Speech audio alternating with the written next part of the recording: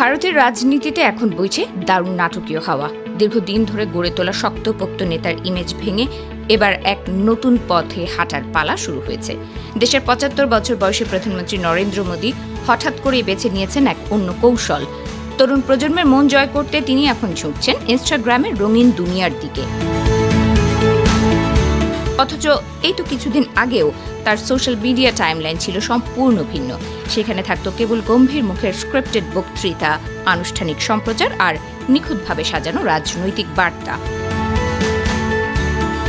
কিন্তু সাম্প্রতিক সময় সেই চেনা ছক থেকে পুরোপুরি বেরিয়ে এসেছেন তিনি।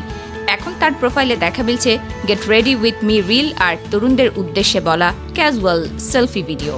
এমনকি দিল্লির এক সমাবর্তন অনুষ্ঠানে তরুণদের সামনে তিনি ব্যবহার করেছেন জেনজির জনপ্রিয় স্লোগানও। কিন্তু প্রশ্ন হলো, হঠাৎ কেন এমন ভোল বদল করলেন এই প্রবীণ নেতা? এর পেছনে লুকিয়ে আছে চলতি বছরে ঘটে যাওয়া এক অপ্রত্যাশিত যুব আন্দোলন। ককরোচ জনতা পার্টি নামের একটি ব্যঙ্গাত্মক প্ল্যাটফর্ম ইন্টারনেটে তৈরি করেছিল এক বিরাট আলোড়ন। মিম, ইনস্টাগ্রাম রিল আর লাইভ স্ট্রিমের মাধ্যমে ছড়িয়ে পড়া সেই আন্দোলন শেষ পর্যন্ত বড় রাজনৈতিক শক্তিতে রূপ নেয়, যার ফলে পদত্যাগ করতে বাধ্য হন খোদ এক কেন্দ্রীয় মন্ত্রী।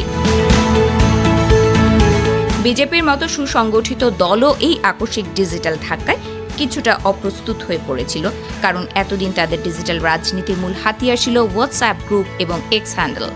কিন্তু নতুন প্রজন্মের রাজনৈতিক ভাবনা এবং কনফিগারেশন সম্পূর্ণ আলাদা। ভারতের মোট জনসংখ্যার ৬০% বেশি মানুষের বয়স আজ ৩৫ বছরের নিচে। আগামী সাধারণ নির্বাচনে এই জেনজি প্রজন্মই হতে চলেছে দেশের অন্যতম বড় একটি চালিকা শক্তি। তাই তাদের ভোট বাক্সে টানতে হলে প্রথাগত রাজনীতির বাইরে বের হতেই হতো। তবে ইনস্টাগ্রামে মোদির এই নতুন অবতার খুব সহজে মেনে নেয়নি দেশের তরুণ সমাজ। প্রথম সেলফি রিল প্রকাশের পর থেকেই শুরু হয়ে যায় ট্রোলিং আর ব্যঙ্গ বিদ্রূপের ঝড়। ভিডিওর একটি দীর্ঘ বিরতি এবং ক্যামেরার অ্যাঙ্গেল নিয়ে শুরু হয় নানান রসিকতা।